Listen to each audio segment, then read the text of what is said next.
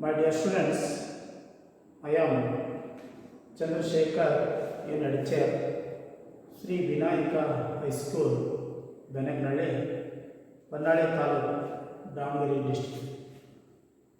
Today, in this class, Unit 2nd, 9th, second language English, poem, Gratefulness. This poem written by Joseph T. Rinaldi. ಇಲ್ಲಿ ಈ Joseph T ರೆನಾಲ್ಡಿ ಬಗ್ಗೆ ನಾವರ ಒಂದು ತಿಳ್ಕೊಳ್ಬೇಕಂದ್ರೆ Joseph T Renaldi was born on February 20, 1931 in Pennsylvania. His poem Graduation Day is the most read of all poems. He passed away on 25 February 2020. ಇನ್ನು ಮೊನ್ನೆ ಕಳೆದ ಒಂದು ಏನೊಂದು ತಿಂಗಳಿಂದ ಎಕ್ಸ್ಪರ್ಟ್ ಆಗಿದೆ Joseph T Renaldi. Now about the poet Joseph T. Rinaldi, the originally from the Winnipeg, the Pennsylvania, he spent 40 years in the field of education.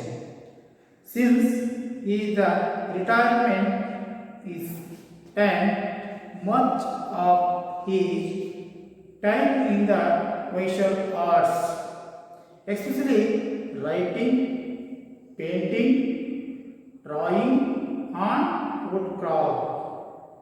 His popular poems are a bonding relationship, a birthday greeting, and a bountiful harvest. He is author of The Willing Wind, a talk of love and obsessions, and an assortment of poetry. His poem Graduation Day is of the most read of all the poems he was written. ಇಲ್ಲಿ ಈ Joseph T ರೆನಾಲ್ಡಿ ಅವರು ಈ ಒಂದು gratefulness ಎಂಬ ಪದ್ಯವನ್ನು ಬರೆದಿದ್ದಾರೆ. ಇವರು ಈ ವಾಸ್ ಬಾರ್ನ್ ಫೆಬ್ರವರಿ 20, 1930 ಪೆನ್ಸಿಲ್ವೇನಿಯಾದಲ್ಲಿ ಜನಿಸಿದ್ದಾರೆ. ನಂತರ ಈ poem Graduation of Day the most read and all the poems ಪ್ರತಿಯೊಂದ ಓದಿದ್ದಾರೆ. ಈ passed away 25 ಫೆಬ್ರವರಿ 2020 ಅವರು ಮರಣ ಹೊಂದಿದ್ದಾರೆ.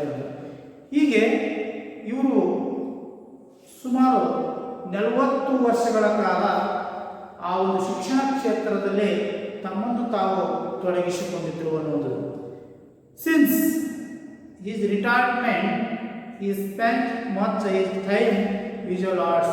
ಇವರು ಒಂದು ನಿವೃತ್ತಿ ಆದ ಮೇಲೆ ತಮ್ಮ ಹುದ್ದೆ ಸುಮಾರು 40 ವರ್ಷಗಳ ಕಾಲ ಸೇವೆಯನ್ನು ಸಲ್ಲಿಸಿ ಯಾವ ಕ್ಷೇತ್ರದಲ್ಲಿದ್ದರೆ ಶಿಕ್ಷಣ ಕ್ಷೇತ್ರದಲ್ಲಿ ಸೇವೆಯನ್ನು ಸಲ್ಲಿಸಿದ ನಂತರ ಇವರು ಅನೇಕ ಒಂದು ಕಲಾಕೃತಿಗಳನ್ನು ತಯಾರಿ ಮಾಡುವಂಥದ್ದು, ಎಸ್ಪೆಷಲಿ ರೈಟಿಂಗ್ ಬರವಣಿಗೆ ಮಾಡುವಂಥದ್ದಾಗಿರ್ಬೋದು, ಪೇಂಟಿಂಗ್ ಚಿತ್ರಕಲೆ ಮಾಡುವಂಥದ್ದಾಗಿರ್ಬೋದು, ಡ್ರಾಯಿಂಗ್ ಆನ್ ವುಡ್ ಕ್ರಾಫ್ಟ್ ಅಂದರೆ ಮರದಲ್ಲಿ ಕೆತ್ತನೆ ಮಾಡುವಂತಹ ಕೆಲಸವನ್ನು ಇವರು ತಮ್ಮ ನಿವೃತ್ತಿ ಆದ ನಂತರ ಅವರು ಕೆಲಸವನ್ನು ಮಾಡ್ತಾ ಇದ್ರು. Is popular poems are painting and relations. ಇವರ ಅತ್ಯಂತ ಒಂದು ಜನಪ್ರಿಯವಾದಂತಹ ಒಂದು ಪೋಯಮ್ ಯಾವುದಂತಂದರೆ ಬೈಂಡಿಂಗ್ ಆಫ್ ರಿಲೇಷನ್ಶಿಪ್ ಅನ್ನೋದು.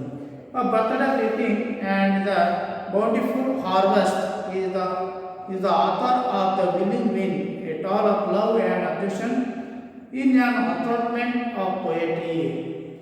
His poem Graduation Day is the most read of all poems he was written. ಇದು ಗ್ರಾಡ್ಯುಯೇಷನ್ ಡೇ ಅನ್ನೋದು ಎಲ್ಲ ಒಂದು ಜನಪ್ರಿಯವಾದಂತಹ ಪೋಯಮ್ ಆಗಿದೆ. ಈ ಒಂದು ಪೋಯಮನ್ನು ಎಲ್ಲರೂ ಓದಿ ಬರೆದಿದ್ದಾರೆ ಅನ್ನೋದು. ಇಲ್ಲಿ ಈ poem introduction every women being is blessed with such organs as ear, eyes, ears, lips, and hands, human beings have also a heart to love and a mind that gives them the ability to help others. The poet says that one has to be grateful to the Creator for granting all such passions. He suggested that a good and positive use of the organs of the Creator to made. ಇಲ್ಲಿ introduction ಈ poem ಪೂರ್ವದಲ್ಲಿ ಅದರ ಬಗ್ಗೆ ಸ್ವಲ್ಪ ನಾವು ಪರಿಚಯ ಮಾಡಿಕೊಳ್ಳೋಣ. ಇಲ್ಲಿ ಎವ್ರಿ ವುಮೆನ್ ಪ್ರತಿಯೊಬ್ಬ ಮನುಷ್ಯನು being the blessed with such organs of the ಅಂದರೆ ಆರ್ಗನ್ಸ್ ಮೀನ್ಸ್ ಅಂಗಗಳು.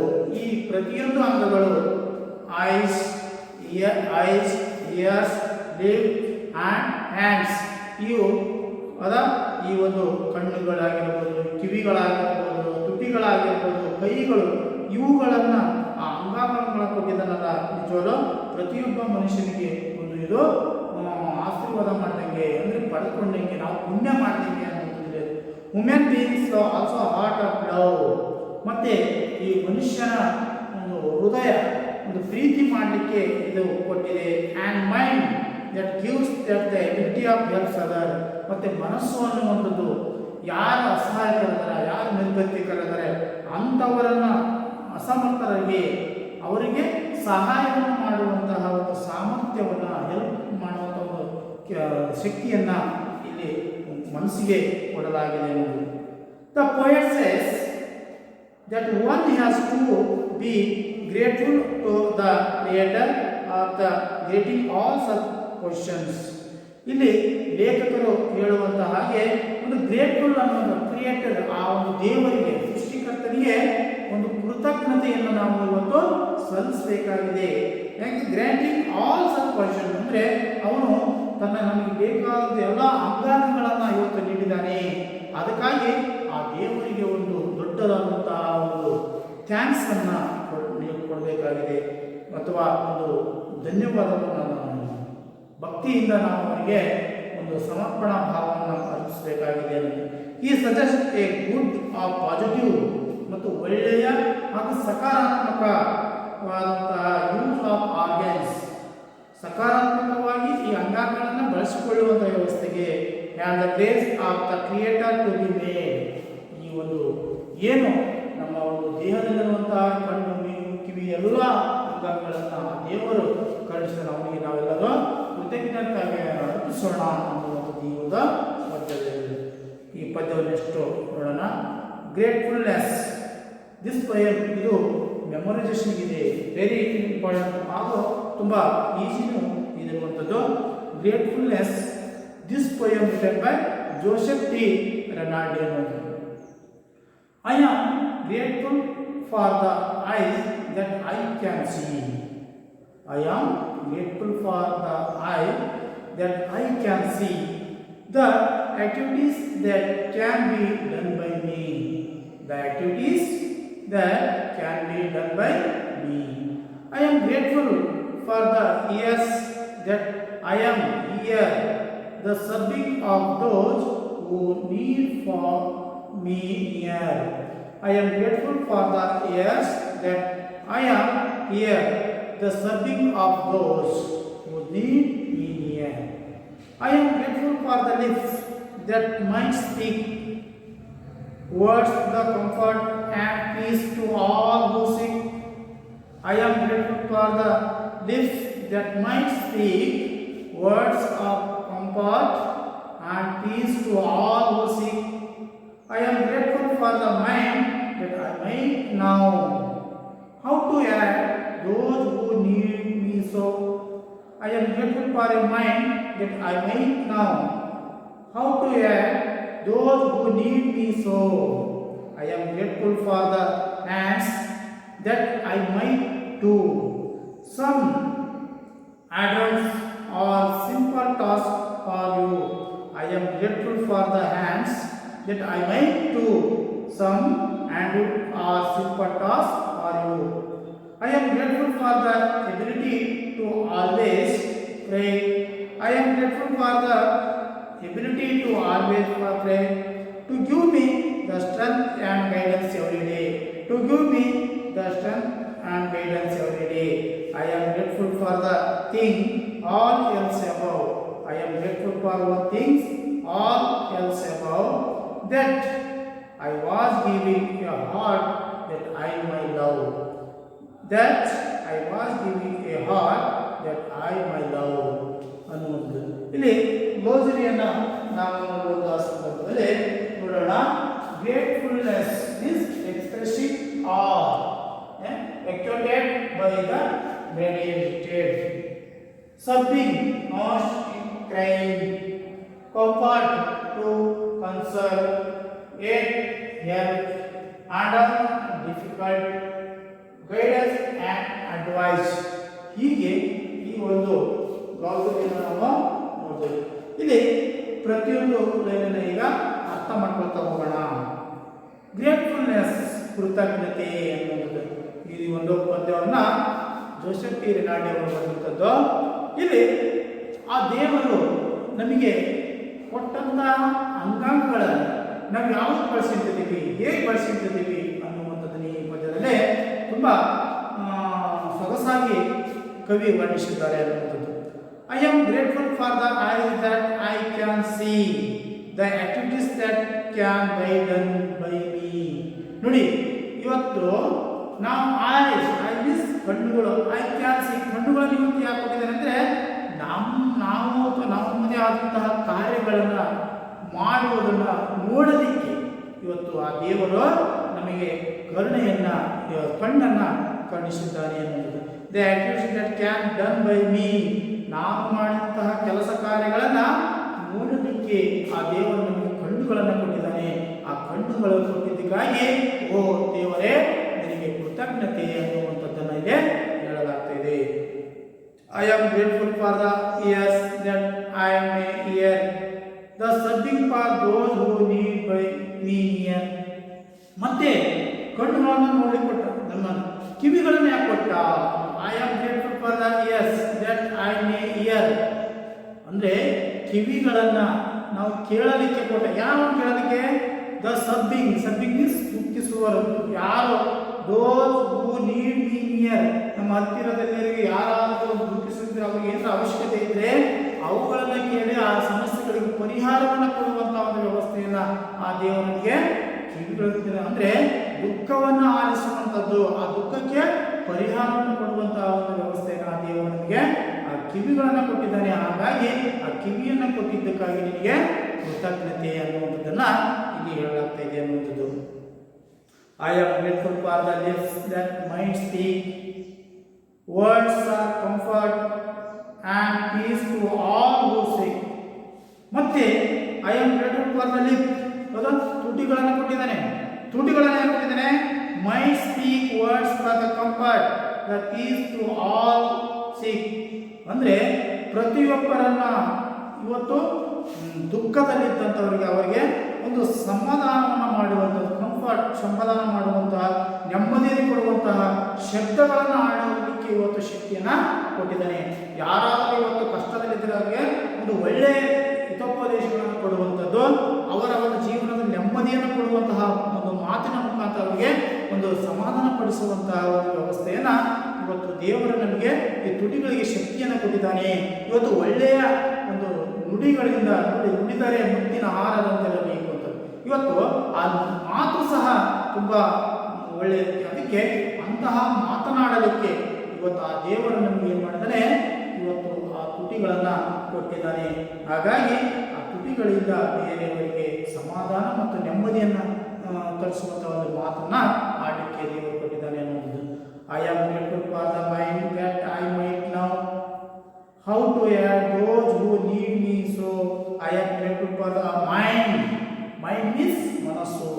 I might know who the aid whose the need for so me. So ಯಾರಿಗೆ ಒಂದು ನೆರವಿನ ಅವಶ್ಯಕತೆ ಇರುತ್ತೆ, ಯಾರಿಗೆ ಕಷ್ಟ ಇರುತ್ತೋ ಆ ಕಷ್ಟದಲ್ಲಿ ಇದ್ದಂಥವರಿಗೆ ನೆರವನ್ನು ಮಾಡುವಂಥ ಮನಸ್ಸನ್ನು ಇವತ್ತು ದೇವರು ಕೊಟ್ಟಿದ್ದಾನೆ. ಅಂದರೆ ಯೋಚನೆ ಮಾಡುವಂಥದ್ದು, ಒಳ್ಳೆಯದು ಅದು ಕೆಟ್ಟದ್ದು ಆ ಒಂದು ಮನಸ್ಸಿಗೆ, ಅಂದರೆ ಯಾರು ಒಂದು ದುಃಖದಲ್ಲಿರ್ತಾರೋ, ಯಾರು ಅವ್ರ ಕಷ್ಟ ಅವರಿಗೆ ನೆರವನ್ನು ಕೊಡುವಂತಹ ಒಂದು ಮನಸ್ಸು ಕೊಟ್ಟಿದ್ದಾನೆ ಆ ದೇವರು. ಅದಕ್ಕಾಗಿ ನೀವು ಕೃತಜ್ಞತೆ ಅನ್ನೋದು I am grateful for the mind that I might know. ಯಾರು ನೆರವನ್ನು ಬಯಸ್ತಾರೆ, ಯಾರು ಕಷ್ಟ ತಿಳಿಬೇಕು ಅಂತಂದ್ರೆ ಇವತ್ತು ಆ ಒಂದು ಮೈಂಡನ್ನು ಕೊಟ್ಟಿದ್ದಾನೆ. ಹಾಗಾಗಿ ಆ ದೇವರಿಗೆ ಒಂದು ಕೃತಜ್ಞತೆ ಅನ್ನುವಂಥದ್ದು ಹೇಳ್ತಿದ್ದಾನೆ. ನೆಕ್ಸ್ಟ್ 3ನೇ ಸ್ಟ್ಯಾಂಡರ್ಡಲ್ಲಿ I am grateful for the hands that I might do some hand or simple task for you. ಇವತ್ತು ನಮಗೆ ಕೈಗಳನ್ನು ಕೊಟ್ಟಿದ್ದಾನೆ. ಏನು ಕೈಗಳು? ಆ ಕೈಗಳಿಂದ ಐ ಮೈಟ್ ನನ್ನ ಶಕ್ತಿ ಇದೆ ಎಂಬಂದರೆ ಡೂ ಆಟಿಟ್ಯೂಡ್ ಒಂದು ಆಯಾಸ ಆದಂಥವರಿಗೆ ಅಥವಾ ನಿಶಕ್ತರಂತೆ ಒಳ್ಳೆಯ ಕೆಲಸಗಳನ್ನು ಆಯ್ದುಕೊಳ್ಳುವಂಥ ಒಂದು ಶಕ್ತಿಯನ್ನು ಕೊಟ್ಟಿದ್ದಾನೆ ಅನ್ನುವಂಥದ್ದಿದೆ. ಟಾಸ್ಕ್ ಫಾರ್ ಯು ಅಂದರೆ ಒಳ್ಳೆಯದನ್ನು ಆರಿಸಿಕೊಳ್ಳುವುದು, ಸಿಂಪಲ್ ಸಾಮಾನ್ಯವಾದ ಮಾಡಲಿಕ್ಕೆ ಇವತ್ತು ದೇವರಲ್ಲಿ ಕೈಗಳನ್ನು ಕೊಟ್ಟಿದ್ದಾನೆ. ಯಾರಿಗೆ ಇವತ್ತು ಕೆಲಸ ಮಾಡಲಿಕ್ಕೆ ಆದರೂ ಅವ್ರ ಕೈಗಳಿಂದ ಕೆಲಸವನ್ನು ಮಾಡಿ ಸಹಾಯವನ್ನು ಮಾಡುವಂಥದ್ದು ಇವತ್ತು ಆ ದೇವರು ನಮಗೆ ಕೈಗಳನ್ನು ಕೊಟ್ಟಿದ್ದಾನೆ. ಅಂದರೆ ಆ ಕೈಗಳಲ್ಲಿ ಇವತ್ತು ಶಕ್ತಿ ಇರೋದ್ರಿಂದ ನಾವು ಏನು ಮಾಡ್ತಾ ಇದ್ದೀವಿ, ಎಲ್ಲ ಒಂದು ಸಹಾಯವನ್ನು ಹೆಲ್ಪನ್ನು ಕೈಯಿಂದ ಮಾಡ್ತಾ ಇದ್ದೀವಿ. ಹಾಗಾಗಿ ಆ ಕೈಯನ್ನು ಕೊಟ್ಟಿದ್ದರಿಂದ ಆ ದೇವರಿಗೆ ಕೃತಜ್ಞತೆಯನ್ನು ಅರ್ಪಿಸ್ತೇನೆ ಅಂತಂದರೆ I am grateful for the ability to always play to give me a strength and guidance every day. A grateful ability ಮತ್ತು ಸಾಮರ್ಥ್ಯವನ್ನು ನಮಗೆ ಕೊಟ್ಟಿದ್ದಾನೆ. ಏಕೆ ಅಂತಂದರೆ ಇವತ್ತು ಆಲ್ವೇಸ್ ಪ್ಲೇ ಆ ದೇವರಿಗೆ ನಾವು ಯಾವಾಗಲೂ ಪ್ರಾರ್ಥನೆಯನ್ನು ಸಲ್ಲಿಸಲಿಕ್ಕೆ ಮತ್ತು ಗಿವ್ ಮಿ ದ ಸ್ಟ್ರೆಂತ್ ಆ ದೇವರೇ ನಮಗೆ ಒಂದು ಶಕ್ತಿಯನ್ನು ಕೊಡು ಮತ್ತು ನಮಗೆ ಒಂದು ಮಾರ್ಗದರ್ಶನವನ್ನು ಕೊಡು. ಪ್ರತಿದಿನ ನಮಗೆ ಮಾರ್ಗದರ್ಶನ ಕೊಡು. ಗೈಡೆನ್ಸ್ ಮೀನ್ಸ್ ಮಾರ್ಗದರ್ಶನ ಅಂದರೆ ದೇವರೇ ನನಗೆ ಪ್ರತಿನಿತ್ಯ ಮಾರ್ಗದರ್ಶನವನ್ನು ಕೊಡು. ಆ ಮಾರ್ಗದರ್ಶನ ಕೊಟ್ಟಿದ್ದೆ ಆದರೆ ನಾನು ನಿನಗೆ ಒಂದು ಏನಾದರೂ ಒಳ್ಳೆಯ ಕೆಲಸವನ್ನು ಮಾಡಲಿಕ್ಕೆ ಸಾಧ್ಯತೆ ಇದೆ. ಶಕ್ತಿಯನ್ನು ಕೊಡು, ನಾನು ದುಡಿದು ಕಷ್ಟದಲ್ಲಿದ್ದಂಥವರಿಗೆ ಸಹಾಯವನ್ನು ಮಾಡ್ತೇನೆ ಅನ್ನುವಂಥದ್ದು. ಹಾಗಾಗಿ ಅಂತಹ ದೇವರಿಗೆ ಈ ಒಂದು ಕೃತಜ್ಞತೆಯನ್ನು ಸಲ್ಲಿಸ್ತಾ ಇದ್ದಾನೆ. I am grateful for one thing all else above that I was given A heart that I May love. I am grateful one thing ಒಂದು ಯೋಚನೆ ಮಾಡುವಂತಹ ಶಕ್ತಿಯನ್ನು ಕೊಟ್ಟಿದ್ದಾನೆ. ಐ ಎಲ್ಸ್ ಅಬೌವ್ ಮತ್ತೆ ನಮ್ಮ ಜೊತೆಗಿರುವಂತಹ ಯು ಗಿವ್ ಎ ಹಾರ್ಟ್ ಒಂದು ಹೃದಯ ಕೊಟ್ಟಿದ್ದಾನೆ. ಆ ಹೃದಯಕ್ಕೆ ಕೊಟ್ಟಿದ್ದಾನೆ ಹಾರ್ಟ್ ಐ ಲವ್. ಮತ್ತು ಆ ನಮ್ಮನ್ನು ನಾವು ಹೃದಯ ನಾವೇ ಪ್ರೀತಿಸುವಂತಹ ಗುಣವನ್ನು ಕೊಟ್ಟಿದ್ದಾನೆ. ಆ ಹೃದಯವನ್ನು ಅಂದರೆ ಎಲ್ಲರಿಗೂ ಪ್ರೀತಿ ವಿಶ್ವಾಸವನ್ನು ಕಾಣಬೇಕು ಅನ್ನುವಂಥದ್ದು ಇವತ್ತು ನಿಜವಾದ ಇವತ್ತು ಹೃದಯ ಅನ್ನುವಂಥದ್ದು ಹೃದಯವಂತಿಕೆ ಅನ್ನುವಂಥದ್ದಿದ್ರೆ ಪ್ರತಿಯೊಂದನ್ನು ನಾವು ಪ್ರೀತಿಯಿಂದ ಗೆಲ್ಲಲಿಕ್ಕೆ ಸಾಧ್ಯ. ಅಂದರೆ ಆ ಹೃದಯ ಅನ್ನುವಂಥದ್ದು ಮೃದುವಾದಂತಹ ಹೃದಯ ಇರಬೇಕು. ಅಂದಾಗ ಮಾತ್ರ ಇಲ್ಲಿ ಒಳ್ಳೆಯ ಒಂದು ಆಚಾರ ವಿಚಾರವನ್ನು ಮಾಡಲಿಕ್ಕೆ ಸಾಧ್ಯತೆ. ಇಲ್ಲಿ ಇಷ್ಟೇ ಕವಿ ಏನು ಹೇಳ್ತಾನೆ ಅಂದರೆ ನಮಗೆ ಇವತ್ತು ಏನು ಈ ಅಂಗಾಂಗಗಳನ್ನು ಕೊಟ್ಟಿದ್ದಾನೆ, ಕಣ್ಣು, ಮೂಗು, ಬಾಯಿ, ಕೈ, ಕಾಲು, ಮೈಂಡು, ಹೃದಯ ಏನು ಕೊಟ್ಟಿದ್ದಾನೆ, ಅವುಗಳನ್ನು ಇವತ್ತು ಯಾವುದೋ ಪ್ರಾಣಿ ಕೊಡೋದು ನಮಗೆ ವಿಷಯ ಕೊಟ್ಟಿದ್ದಾರೆ. ನಾವು ಅವುಗಳನ್ನು ಒಳ್ಳೆಯ ಕಾರ್ಯಗಳಿಗೆ ಸತ್ಕಾರ್ಯಗಳಿಗೆ ಉಪಯೋಗಿಸಿದ್ದಾದರೆ ಅವುಗಳನ್ನು ಒಂದು ಮುಂದಿನ ಜೀವನಕ್ಕೆ ಅನುಕೂಲ ಆಗ್ತದೆ. ಅಥವಾ ಆ ದೇವರಿಗೆ ನಾವು ಏನಾದರೂ ಒಂದು ಸಲ್ಲಿಸೋದಂದರೆ ಒಳ್ಳೆಯದನ್ನು ಮಾಡಬೇಕಾಗಿದೆ. ಹಾಗಾಗಿ ಆ ದೇವರಿಗೆ ಇಂಥವುಗಳನ್ನು ಸಲ್ಲಿಸೋದಕ್ಕಾಗಿ ನಾವೆಲ್ಲರೂ ಅದಕ್ಕೆ ಕೃತಜ್ಞತೆಯನ್ನು ಸಲ್ಲಿಸೋಣ ಅನ್ನುವಂಥದ್ದು ಈ ಒಂದು ಪೋಯಮಿನ ತಿರುಳಾಗಿದೆ ಅನ್ನುವಂಥದ್ದು. ಓಕೆ, ಈ ಪೋಯಮಲ್ಲಿ ಬರುವಂತಹ ರೈಮಿಂಗ್ ವರ್ಡ್ಸ್ ಕೆಲವೊಂದನ್ನು ನಾವು ಐಡೆಂಟಿಫೈ ಮಾಡಿದಾಗ ಇಲ್ಲಿ ಒಂದೇ ಪ್ರಾಸವನ್ನು ಕೊನೆಗೆ ಬರುವಂತಹ ರೈಮಿಂಗ್ ವರ್ಡ್ಸ್ ಈ ಒಂದು ಪದ್ಯ ಭಾಗದಲ್ಲಿ ಕಂಡುಬರುತ್ತದೆ. ರೈಮಿಂಗ್ ವರ್ಡ್ಸ್ ಸಿ ಮೀ ಅನ್ನೋದು ನೋಡಿ, see me, see me, see me, here near, here near, speak sick, speak sick, now so, now so, do you, try there, above love, love above. ಈ ತರನಾದಂತಹ ಒಂದು ಕೆಲವೊಂದು ಈ ಪೋಯಮ್ನಲ್ಲಿ ರೈಮಿಂಗ್ಸ್ ವರ್ಡ್ಸ್ ಅನ್ನು ಅವರು ಕೊಟ್ಟಿದ್ದಾರೆ. ಇಲ್ಲಿ ಈ ಒಂದು ಪೋಯಮನ್ನು ನಾವು ಸುಲಭವಾಗಿ ನೆನಪಿಡಬೇಕು. ನೋಡಿ, ಮೆಮೊರೈಸೇಷನ್ ಇದೆ. ಇವತ್ತು ಆ ಪೋಯಮನ್ನು ನಾವು ಸುಮ್ಮನೆ ಓದ್ತಾ ಹೋದರೆ ಅದು ನೆನಪಿರಲ್ಲ.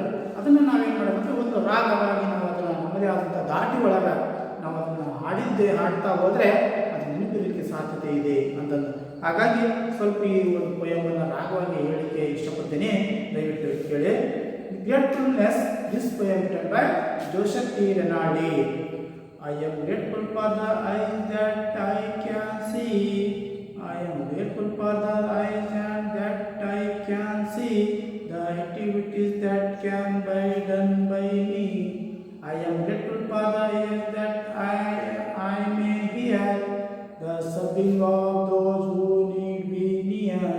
I am grateful for the eyes that I can see the activities that can be done by me. I am grateful for the ears that I may hear the sobbing of those who need me near. I am grateful for the lips that might speak words of comfort and peace to all who see. I am grateful for the mind that I might know how to hear those who need me so.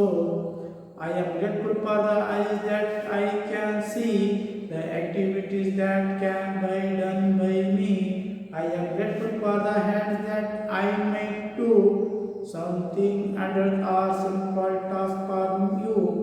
I am grateful for the ability to always pray to give me the strength and guidance every day. I am grateful for the eyes that I can see the activities that can be done by me. I am grateful for one thing all else above, that I was given heart I may love. I am grateful for the thing all else above, that I was given a heart that I may love.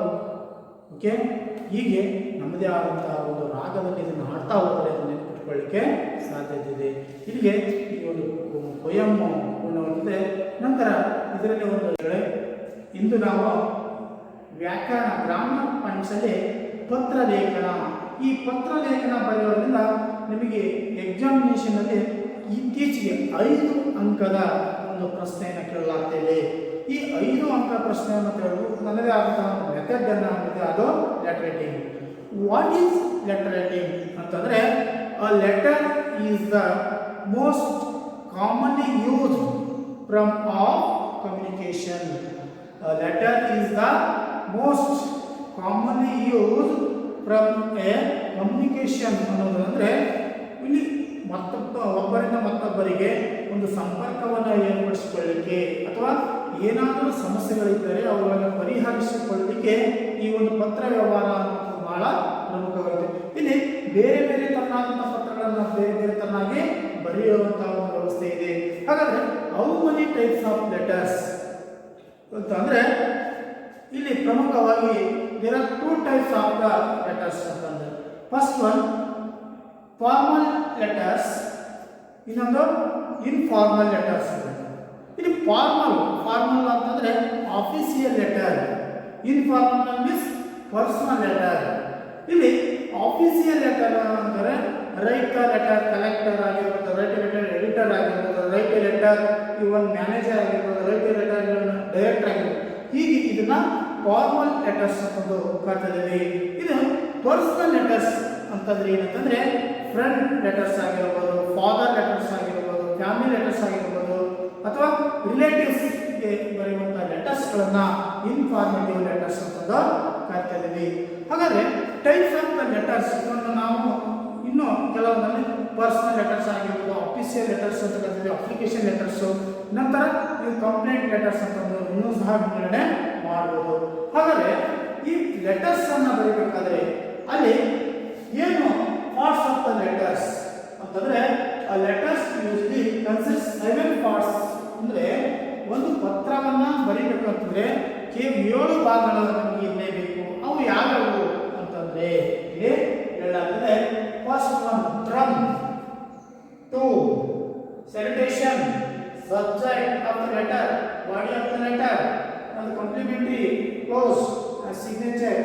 ಅಂದರೆ ಈ 7 parts of the letters. From ಇಲ್ಲಿ address ಅನ್ನ ಬರಬೇಕು. From ಯಾರು ಬರೀತಾ ಇದ್ದಾರೆ ಅವರ address ಅನ್ನ ಇಲ್ಲಿ ಬರಬೇಕಾಗುತ್ತೆ. ಟು ಅಡ್ರೆಸ್ ಅಂದ್ರೆ ಯಾರು ಬರೀತಾ ಇದ್ದಾರೆ ಅನ್ನುವಂಥದ್ದು. ನೆಕ್ಸ್ಟ್ ಫ್ರಮ್ ಅಂದ್ರೆ ಡೇಟ್ ಸಹ ಇರಬೇಕಾಗುತ್ತೆ. ಸೆಲ್ಯುಟೇಷನ್ ಅಂದ್ರೆ ರೆಸ್ಪೆಕ್ಟೆಡ್ ಸರ್ ಅಥವಾ ಮೇಡಮ್ ಅನ್ನುವಂಥದ್ದಾಗಿರುತ್ತೆ. ಸಬ್ಜೆಕ್ಟ್ ಆಫ್ ದ ಲೆಟರ್, ಆ ಸಬ್ಜೆಕ್ಟ್ ಆಫ್ ದ ಲೆಟರ್ ಯಾವಕ್ಕೋಸ್ಕರ ಬರೆದಿದ್ದೀವಿ 2 days ಲೀವ್ಸ್ ಆಗಿರ್ಬೋದು, give the T C and marks card ಅಂತ ಬರೀಬೋದು. ಈ ತರನಾದಂತಹ ಒಂದು ಸಬ್ಜೆಕ್ಟ್ ಆಫ್ ದ ಲೆಟರ್. ಆಮೇಲೆ ಬಾಡಿ ಆಫ್ ದ ಲೆಟರ್, ಅದು ಯಾವ ವಿಷಯಕ್ಕೆ ಸಬ್ಜೆಕ್ಟ್ ಅದನ್ನ ಸ್ವಲ್ಪ ಎಕ್ಸ್ಪ್ಲನೇಷನ್ ಕೊಟ್ಟು ಬರೆಯುವಂಥದ್ದು letter of the body letter. Complimentary close your faithfully and thanking you ಅನ್ನುವಂಥದ್ದಾಗಿರ್ಬೋದು. ಯುವರ್ ಫೇತ್ಫುಲಿ ಅಂದ್ರೆ ಸಿಗ್ನೇಚರ್ ಮಾಡಿ ಅಲ್ಲಿ ಪ್ಲೇಸ್ ಮತ್ತು ಸ್ಥಳವನ್ನು ಬರೆದಿದ್ದೆ. ಆದರೆ ಇವು ಅಷ್ಟು ಫಾಲೋ ಮಾಡಿದ್ರೆ ನಾವು ಒಂದು 5ರಿಂದ 4 ಮಾರ್ಕ್ಸ್ ಸಿಗಲಿಕ್ಕೆ ಸಾಧ್ಯತೆ ಇದೆ. ಇಲ್ಲಿ ಒಂದು ನಾವು ಫಾರ್ಮೆಟ್ ಅನ್ನು ನೋಡಿದಾಗ, ಆಫೀಸಿಯಲ್ ಲೆಟರ್ ಫಾರ್ಮೆಟ್ ಅನ್ನು ನೋಡಿದಾಗ ಇಲ್ಲಿ ಫ್ರಮ್ ಬರೀಬೇಕು.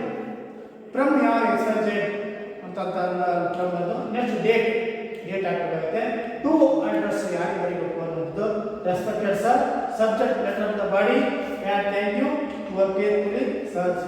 ಈ ತರನಾದಂತಹ ಒಂದು ಫಾರ್ಮೆಟ್ ಅನ್ನು ನಾವು ಇಲ್ಲಿ ಬರೀಬೇಕಾಗುತ್ತದೆ ಅನ್ನೋದು. ನಂತರ ಈ ಒಂದು ಕೆಲವೊಂದು ಲೆಟರ್ ರೈಟಿಂಗ್ ಅನ್ನು ನಾನು ಹೇಳ್ತಾ ಇದ್ದೀನಿ. ಅದು ಯಾವ ತರ ನೀವು ಪ್ರಶ್ನೆಗಳನ್ನು ಕೇಳ್ತಾರೆ, ನಾವು ಹೇಗೆ ಬರೀಬೇಕು ಅಂತಂದ್ರೆ ಇಲ್ಲಿ ಪ್ರಶ್ನೆ ಕೇಳ್ತಾರೆ. Imagine that you are studying in 10th standard. SVHS Beniknalli write a letter to your father requesting him to send 5,000 on the stationery things. ಸುಮಾರು ಒಂದು 5,000 ರೂಪಾಯಿ ನಿಮ್ಗೆ ಏನೋ ಯಾಕೆ ಬೇಕಾಗಿದೆ ಅನ್ನುವಂಥದ್ದು ನಾವು ಲೆಟರ್ ನಿಮ್ಮ ತಂದೆ ಬರೀಬೇಕು ಅಂತಂದರೆ ಪರ್ಸನಲ್ ಲೆಟರ್ ಅಲ್ಲಿ ಫ್ರಮ್ ಬರೀಬೇಕಾಗುತ್ತೆ. XYZ SVRHS Beniknalli ಡೇಟ್, ಅವತ್ತಿನ ಡೇಟನ್ನು ನಾವು ಹಾಕಬೇಕಾಗುತ್ತೆ ಅನ್ನೋದು. ಮೈ ಡಿಯರ್ ಫಾದರ್ ಅಂತ ಹಾಕಬೇಕು. Next I am fine expected same you, ನೀವು ಸಹ ಚೆನ್ನಾಗಿದ್ದೀರಾ.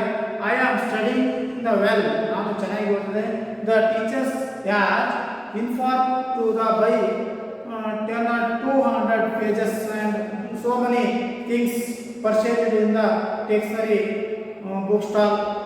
ಹಾಗಾಗಿ ಇಲ್ಲಿ ಒಂದು ಅಮೌಂಟನ್ನು ಸೆಂಡ್ ಮಾಡಿ, ಪ್ಲೀಸ್ ಸೆಂಡ್ ದ ಅಮೌಂಟ್ ಅಂತ ಹೇಳ್ಬಿಟ್ಟು ಅದನ್ನು ಲೆಟರ್ ಬರ್ತದೆ. ಆದರೆ ಯುವರ್ ಲವ್ಲಿ ಡಾಟರ್ ಅಥವಾ ಯುವರ್ ಸನ್ ಹಿಂಗೆ ಬರೆದಾಗೆ ಆ ಹೆಸರನ್ನು ಬಂದು ಸಿಗ್ನೇಚರ್ ಮಾಡಿ ಪ್ಲೇಸನ್ನು ಹಾಕಬೇಕಾಗುತ್ತೆ ಅನ್ನೋದು. ಇದು ಒಂದು ಲೆಟರ್.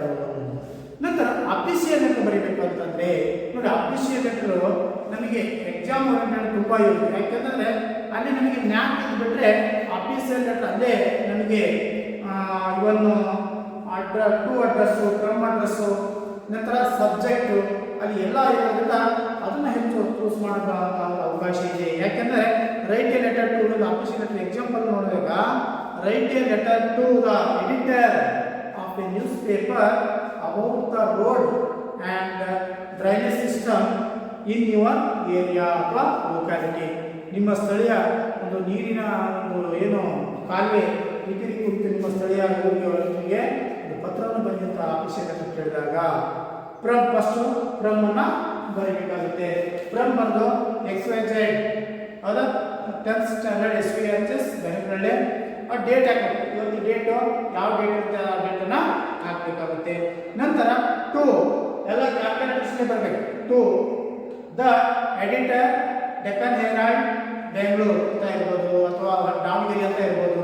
ನಂತರ respected sir, subject regarding to bad condition of road, ಅಂದರೆ ಒಂದು ರಸ್ತೆ ದುರಸ್ತಿಯನ್ನು ಮಾಡಿಸಬೇಕು. ಇಲ್ಲಿ ಲೆಟರ್ ಆಫ್ ದ ಬಾಡಿಯನ್ನು ನಾವು ಹೇಳಬೇಕು ಅಂತಂದರೆ there are 4 main roads and by the ಈ lines in our area village of the roads have not been swept for the nearly the month of February, and mosquitoes have been the humming was the request for the draw the attention to concern other thus of the get the roads and the swept with the outfire. ಇದನ್ನು ಈ ಥರನಾದಂಥ ಒಂದು ಆ ವಿಷಯಕ್ಕೆ ಸಂಬಂಧಪಟ್ಟಂಥ ಒಂದು letter of the ಬಾಡಿಯನ್ನು ಬರೀಬೇಕು. Next ಸೆಂಟ್ರಲ್ಲಿ thank you ಅಂತ ಹೇಳ್ಬಿಟ್ಟು ಯಾರು ಲೆಟರ್ ಬರ್ತಾರೆ ಯುವರ್ ಫೇತ್ಫುಲಿ ಅಂತ ಅವ್ರ ಹೆಸರನ್ನು ಬರೆದು ಸಹಿಯನ್ನು ಮಾಡಬೇಕು. ನಂತರ ಸಿಗ್ನೇಚರ್ ಮಾಡಿ ಸಹಿಯನ್ನು ಮಾಡಬೇಕಾಗುತ್ತೆ. ಹೀಗೆ ಹಲವಾರು ಥರನಾದಂತಹ ಒಂದು ಪತ್ರಗಳನ್ನು ಇವತ್ತು ನಾವು ಬರೆಯುವುದನ್ನು ಈ ಥರ ಪ್ರಾಕ್ಟೀಸ್ ಮಾಡಿದ್ದೇ ಆದರೆ ನಾವು ಈಸಿಯಾಗಿ ಈ ಮಾರ್ಕ್ಸ್ಗಳನ್ನು ತೆಗೆದುಕೊಳ್ಳಿಕ್ಕೆ ಸಾಧ್ಯತೆ ಇದೆ. ಒಳ್ಳೆಯ ಸ್ಟೂಡೆಂಟ್ಸ್, ಇಲ್ಲಿ ಅಪ್ಲಿಕೇಶನ್ ಲೆಟರನ್ನು ನಾವು ನೋಡೋಣ. ಒಂದು ನಿಮಗೆ ಪರೀಕ್ಷೆಯಲ್ಲಿ ಕ್ವಶನ್ನು ಹೀಗೆ ಕೇಳ್ತಾರೆ, ಇಮ್ಯಾಜಿನ್ ದಟ್ ಯು ನೀವು ಕಲ್ಪನೆಯನ್ನು ಮಾಡಿಕೊಳ್ಳಿ. ಏನು ರಕ್ಷಾ ಆರ್ ರಂಜಿತಾ ಅನ್ನುವಂಥದ್ದು. ಈ ಕಲ್ಪನೆ ಮಾಡಿಕೊಂಡು study of 10th standard Shri Vinayaka high school Benakanahalli Honnali taluk ಕೇಳಿಬಿಟ್ಟು write a letter to your head master requesting to the leave letter. ಅಂದರೆ ನಿಮ್ಮ ಶಾಲೆಯ ಮುಖ್ಯೋಪಾಧ್ಯಾಯರಿಗೆ ಒಂದು ರಜೆಯನ್ನು ಕುರಿತು ಒಂದು ರಜೆಯನ್ನು ಕೇಳಿಕೊಳ್ಳುವುದರ ಬಗ್ಗೆ ಒಂದು ಪತ್ರವನ್ನು ಬರೆಯಿರಿ. ಶ್ರೀ ವಿನಾಯಕ ಹೈಸ್ಕೂಲ್ ಬೆನಕನಹಳ್ಳಿಯಲ್ಲಿ ನೀವು 10ನೇ ತರಗತಿಯನ್ನು ವ್ಯಾಸಂಗ ಮಾಡ್ತಿದ್ದೀರಿ ಅಂದ್ಕೊಂಡು ಅದನ್ನು ಕೇಳಿ ಅಂತಂದಲ್ಲಿ ಹೇಳ್ತಿದ್ದಾರೆ.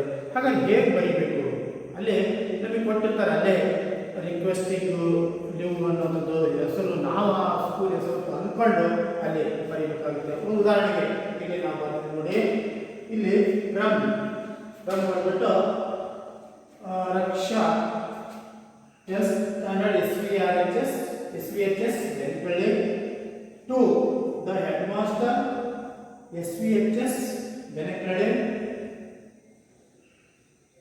ರೆಸ್ಪೆಕ್ಟೆಡ್ ಸರ್ ಅಂತ ಬರೀಬೇಕು. ಇಲ್ಲಿ ರೆಸ್ಪೆಕ್ಟೆಡ್ ಸರ್ ಆ ವಿಷಯ ಏನು ಅಲ್ಲಿ ಕ್ವಶನ್ ಇರುವಂಥದ್ದೇ ಸಬ್ಜೆಕ್ಟ್ ರಿಕ್ವೆಸ್ಟಿಂಗ್ ಆಫ್ ಲೀವ್ ಅಂದರೆ ನಾವು ರಜೆ ಹೀಗೆ ಒಂದೇ ಒಂದು ಇದು.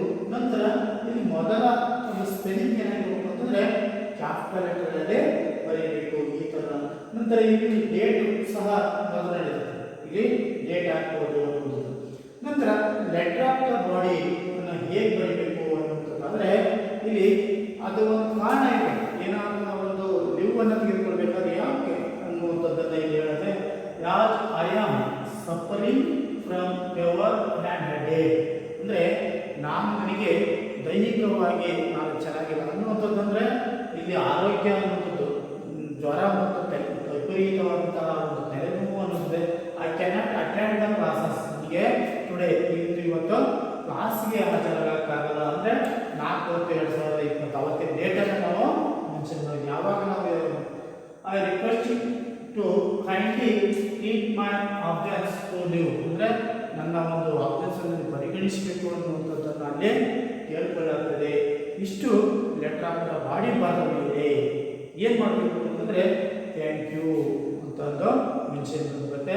ನನ್ನ ನೋಡಿ ಈ ಥರ ಸೆಂಟ್ರಲ್ ಲೆಟರ್ ಬರುತ್ತೆ. ನಂತರ ಯುವರ್ ಫೇತ್ಫುಲಿ ರಕ್ಷಾ ಅಂದರೆ ಯುವರ್ ಸ್ಟೂಡೆಂಟ್ ಅಂತ ಬರುತ್ತೆ, ಯುವರ್ ಫೇತ್ಫುಲಿ ಅಂತ ಬರ್ತದೆ. ಪ್ಲೇಸ್ ಬೆನಕನಹಳ್ಳಿ.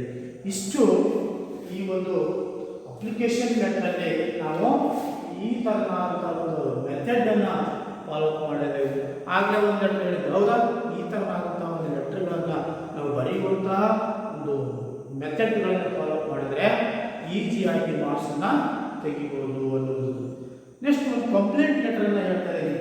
ಅದು ಕಂಪ್ಲೇಂಟ್ ಲೆಟರ್ ಏನಂತಂದರೆ ಒಂದು ಸುಮ್ಮನೆ ಗ್ಲಾನ್ಸ್ ಮಾಡ್ಕೊಳ್ಳಿ. Write a letter to your bank manager Canara bank Honnali.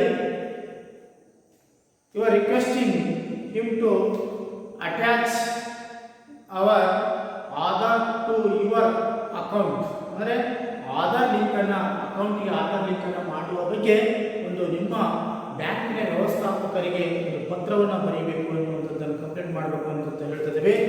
As to get the scholarship given from the government ಅಂದರೆ ಇದನ್ನು ಯಾಕೆ ಲಿಂಕ್ ಮಾಡಬೇಕು ಅಂತಂದರೆ ಸರ್ಕಾರವು ಕೊಡುವಂತಹ ಏನು ಶಿಷ್ಯ ವೇತನ ಅಂತಿಲ್ಲ ಅದು ನನ್ನ ಅಕೌಂಟಿಗೆ ಬರಬೇಕಾಗಿದೆ.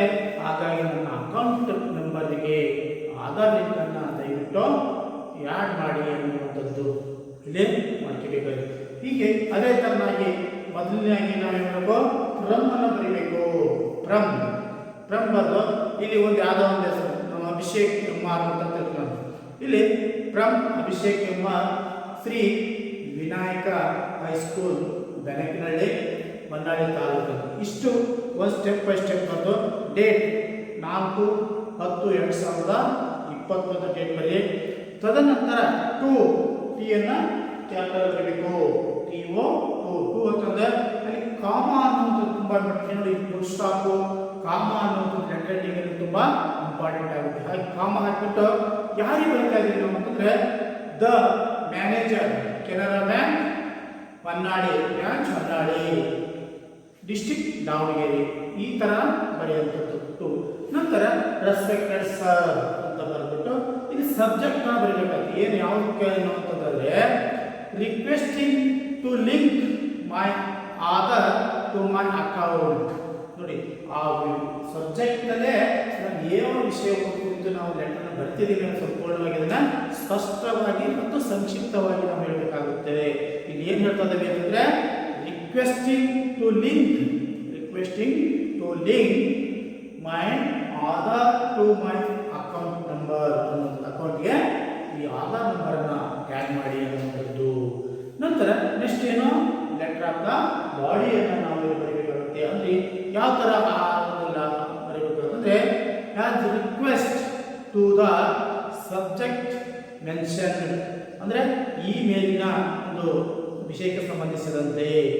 It is my account to give Aadhaar for government facilities. I have to get student scholarship. So I need to link my Aadhaar. So I request you to please attach my Aadhaar details with my bank account. ನನ್ನ ಅಂದರೆ ಇದರ ವಿಷಯ ಏನಪ್ಪ ಅಂದರೆ ನನಗೆ ಸರ್ಕಾರದಿಂದ ಶಿಷ್ಯವೇತನ ಬರ್ತಾ ಇದೆ, ಹಾಗಾಗಿ ದಯವಿಟ್ಟು ನನ್ನ ಒಂದು ಆಧಾರ್ ನಂಬರನ್ನು ನನ್ನ ಒಂದು ಅಕೌಂಟ್ ಇದಕ್ಕೆ ಒಂದು ಲಿಂಕನ್ನು ಕೊಡಿ ಅಂತಂದರೆ ಅಲ್ಲಿ ವಿವರಣವಾಗಿ ಅಲ್ಲಿ ಹೇಳ್ಕೊಳ್ಬೇಕು ಅನ್ನುವಂಥದ್ದು. ನೆಕ್ಸ್ಟ್ ಮುಗಿದ ಮೇಲೆ ಲಾಸ್ಟ್ ಸ್ಟೆಪ್ಪು ಥ್ಯಾಂಕ್ ಯು ಅಂತ ಹೇಳಬೇಕಾಗುತ್ತೆ. ಥ್ಯಾಂಕ್ ಯು ಹೇಳಿದ ಮೇಲೆ ಯುವರ್ ಫೇತ್ಫುಲಿ, ಹೌದಾ? ಅಲ್ಲಿ ಯಾರು ಇವತ್ತು ಇಲ್ಲಿ ನಾನು ಅಭಿಷೇಕ್ ಎಂ1 ಪ್ಲೇಸನ್ನು ಹಾಕಬೇಕಾಗುತ್ತೆ. ಹೌದಾ? ಆ ಪ್ಲೇಸ್ ಹಾಕ್ಬೇಕು. ಇಷ್ಟೆಲ್ಲ ಬರ್ತಿದ್ದೆ. ಆದರೆ ಹೀಗೆ varieties of the letter, personal letter ಆಗಿರ್ಬೋದು, ಅಪ್ಲಿಕೇಶನ್ ಲೆಟರ್ ಆಗಿರ್ಬೋದು, ಹೌದಾ? ನಂತರ ಈ ಒಂದು ಏನು ಅಂತಂದರೆ ಕೆಲವೊಂದು ಕಂಪ್ಲೇಂಟ್ ಲೆಟರ್ ಆಗಿರ್ಬೋದು, ಪರ್ಸನಲ್ ಲೆಟರ್, ಹೀಗೆ ಹಲವಾರು ಒಂದು ಲೆಟರ್ಗಳನ್ನು ನಾವು ಬರೆಯುವುದನ್ನು ಪ್ರಾಕ್ಟೀಸ್ ಮಾಡಿದ್ದೆ. ಆದರೆ ಇದು ಈಸಿಯಾಗಿ ಇತ್ತೀಚೆಗೆ 5 ಅಂಕಗಳನ್ನು ನಾವು ಈ ಲೆಟರ್ ರೈಟಿಂಗ್ ಮೆಥಡಲ್ಲಿ ತಿಳ್ಕೊಳ್ಳಾಗ್ತದೆ. ಹಾಗಾಗಿ ತುಂಬ ಈಸಿಯಾಗಿ ಅಲ್ಲಿ ನಾವು ಹೆಚ್ಚು ಪರ್ಸನಲ್ ಲೆಟರ್ ಮತ್ತು ಅಪ್ಲಿಕೇಶನ್ ಲೆಟ್ರನ್ನು ನಾವು ಬರೆದ ಆದರೆ ಈಸಿಯಾಗಿ ಹೆಚ್ಚು ಸ್ಕೋರನ್ನು ಮಾಡಲಿಕ್ಕೆ ಸಾಧ್ಯತೆ ಇದೆ. ಇಲ್ಲಿಗೆ ಎಷ್ಟು ಸಾಧ್ಯ ಅಷ್ಟು ಈ ಒಂದು ಪತ್ರ ಲೇಖನ ಲೆಟರ್ ರೈಟಿಂಗ್ ಬಗ್ಗೆ ನಾವು ತಿಳ್ಕೊಂಡಿವಿ ಅನ್ನುವಂಥದ್ದು ನಾನು ಅಂದ್ಕೊಳ್ತಾ ಇಂದಿನ ಕ್ಲಾಸನ್ನು ಇವತ್ತು